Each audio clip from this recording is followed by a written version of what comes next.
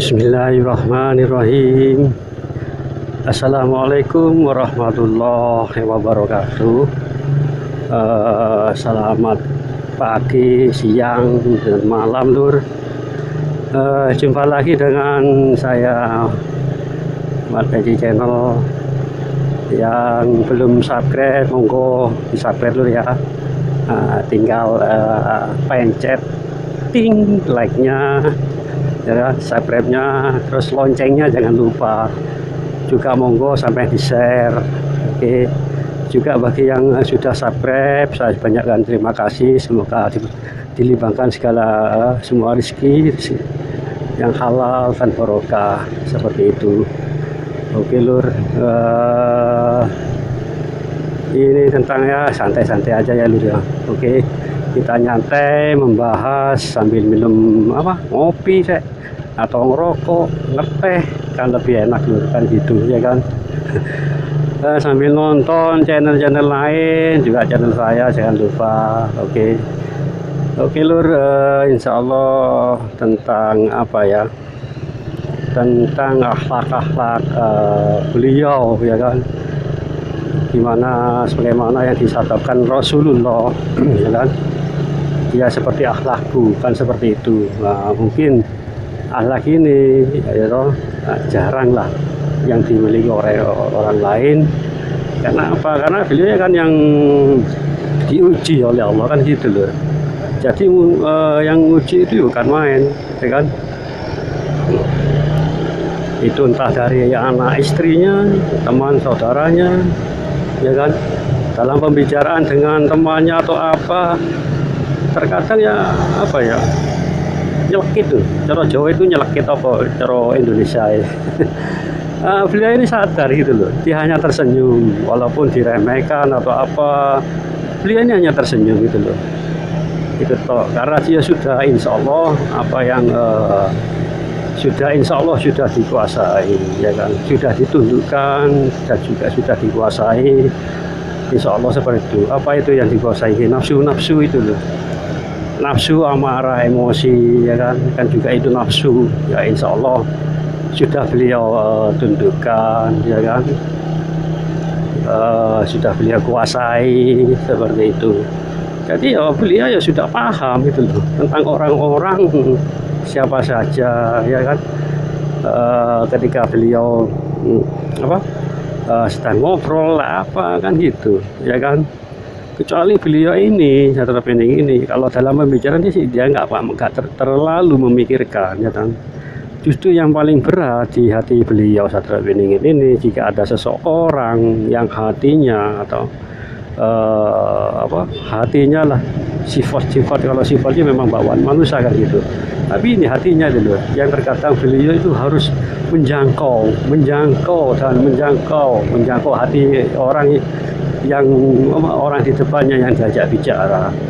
Kan beliau kan insya Allah kan bisa mengerti atau paham kata hati orang yang diajak bicara di depannya itu. Beliau mengerti lur, insya Allah seperti itu, mengerti kata hati ya kan.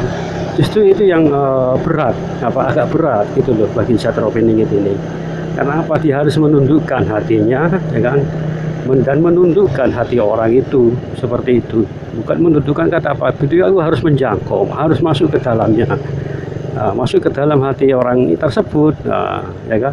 Jika itu masuk, dan beliau langsung itu seperti langsung mengayomi gitu loh. Jangan sampai hati orang di depannya itu mempengaruhi dirinya seperti itu.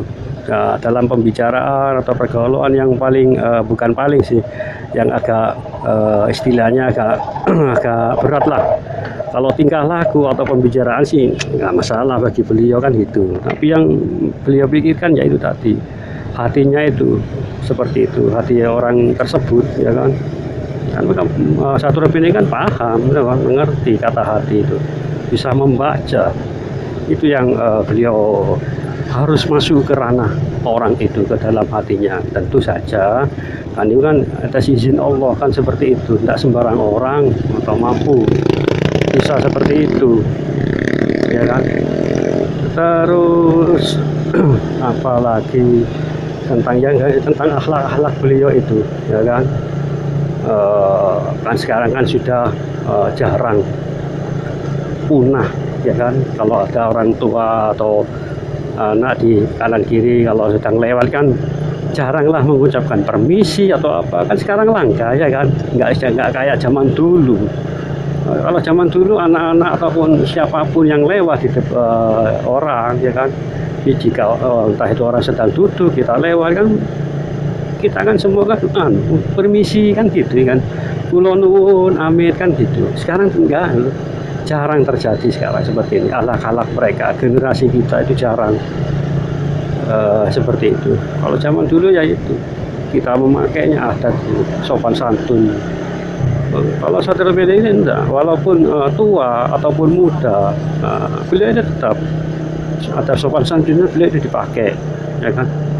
Dipakai entah itu apa anak muda atau pasti amin gitu gitu.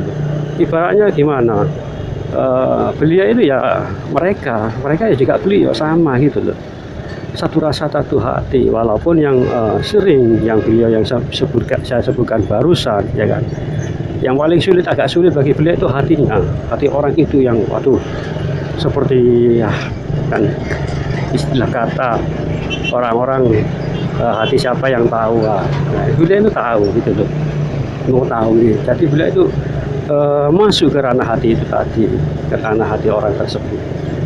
Bahkan insya Allah bisa ditundukkan atau apa kan, Allahu a'lam, ya kan. Terus apalagi tentang ilmu lagi ini, ya kan, yang beliau punyai, yang jelas lah 4 unsur, bahkan 5 atau 6, 7 unsur pun insya Allah sudah beliau kuasai, ya kan. Kalau misalkan sudah menguasai angin itu mudah, ya kan, mudah bagi beliau untuk memerintah atau memerintahkan angin. Kalau ada musuh atau apa, ya kan, entah itu orang atau bagaimana, cukup beliau tundukkan angin itu, ya kan, ditundukkan dan bicara, wahai angin, berilah jarak 1 meter di atas atau 1 meter di bawah hidung orang itu. Nah, kalau di jarak 1 meter bahkan 1 senti pun nggak bisa menghirup udara, tanpa akibatnya enggak, ya kan. Nah itu loh hebatnya bisa menguasai angin, udara ataupun seperti itu.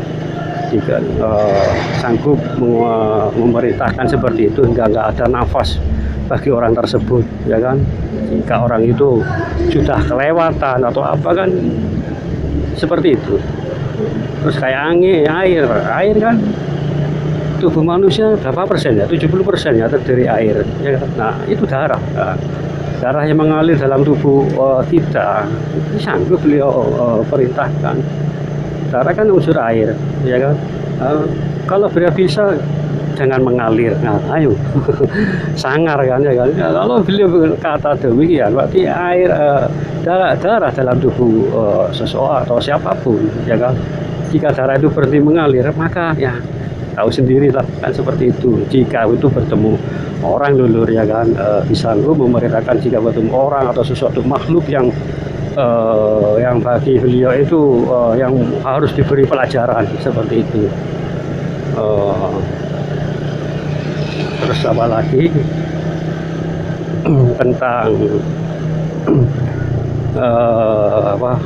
tanda-tanda atau ciri-ciri khasnya dalam tubuh beliau, waduh itu saya kurang tahu, ya kan. Banyak yang bertanya demikian, berkata demikian, seolah-olah, ya maaf ya, seolah-olah tahu semua bentuk tanda-tanda di tubuh Sadrofiningit. Saya kadang saya bertanya dalam hati, apa ini pernah melihat tubuh Sadrofiningit, ya kan? Apa mereka pernah melihat beliau itu telanjang kan gitu? Kan aneh, ya kan? Maaf ya kan. Itu tanda itu ya salah satu itulah apa yang disebutkan Rasulullah, itu aja. Ya yang bukan yang harus percaya, kalau itu saya percayai apa yang disampaikan Rasulullah, Ya tandanya yaitu itu mancung berdahi lebar seperti itu. Pengertiannya dahi lebar kan wawasannya luas, pemikirannya luas, ya kan. Kalau berdahi lebar itu insya Allah diartikan demikian. Nah, kalau itu mancung, itu merasakan penciuman daerah sekitarnya, alam sekitarnya, ya kan. Tetangga, makhluk hidup, tetangga manusia, bahkan hewan binatang sekalipun, alam raya, ya kan. Seperti itu. Terus apa? Ya yang bisa disebutkan ya tai lalat ya ada, yang disebutkan Rasulullah mungkin juga ada gitu loh. Ada yang bertanya demikian gitu loh. Ya sebut saja, saya kan nggak tahu ya kan. Ya saya apa yang disebutkan Rasulullah itu aja yang saya sebutkan. Terus apalagi tentang ini tentang kelak tanda-tandanya apa ya, sesuatu yang amat besar terjadi di Nusantara itu pasti kan seperti itu pasti mas. Tanda-tanda alam yang begitu marah pada kita, yang begitu banyak kita berbuat dosa di dunia kan seperti itu. Saya juga seperti itu, banyak dosa. Apa ya, mungkin ya juga kemungkinan ada pulau yang tenggelam gitu. Insya Allah seperti itu. Juga ada jembatan yang putus, ya kan. Insya Allah terjadi itu gitu. Entah di mana jembatan itu atau pulau mana, saya juga nggak tahu, orang tahu. Tapi rasanya seperti itu gitu. Bencana yang amat dahsyat nanti. Ya mudah-mudahan itu nggak akan terjadi loh. Mudah-mudahan itu hanya ilusi kita, ya kan. Mudah-mudahan itu hanya sebuah petunjuk, benar sih petunjuk, tapi ya mudah-mudahan kan berdoa saja kan gitu. Janganlah sampai bencana yang sedemikian dahsyatnya seperti itu menimpa kita, saudara-saudara kita yang ada di luar sana seperti itu. Ada yang putus jembatannya atau pulau itu tenggelam, jangan sampai lah seperti itu. Kita berdoa saja, sebagai manusia kita juga punya doa, senjata andalan, apa itu, yaitu doa. Mudah-mudahan terjadi, walaupun itu terjadi, tapi kita berusaha untuk berdoa mohon kepada Allah agar terjadi bencana yang amat dahsyat seperti itu. Walaupun itu memang terjadi, tapi ya tetap kita harus berdoakan, ya kan. Itu wajib loh bagi kita itu mendoakan, sama-sama berdoa gitu loh, sama-sama mendoakan. Saya juga butuh semua teman, ya, saudara ya butuh doa gitu loh. Kita itu butuh doa. Kalau orang atau manusia yang tidak butuh doa, ya kan, dari orang lain, itu manusia termasuk manusia yang sombong. Nah, itu salah satu yang dimurkai oleh Allah. Karena dari doa yang mana kan yang diterima kan kita kan belum tahu, ya kan. Atau doa si A, si B yang diterima seperti itu. Sulit ya kan.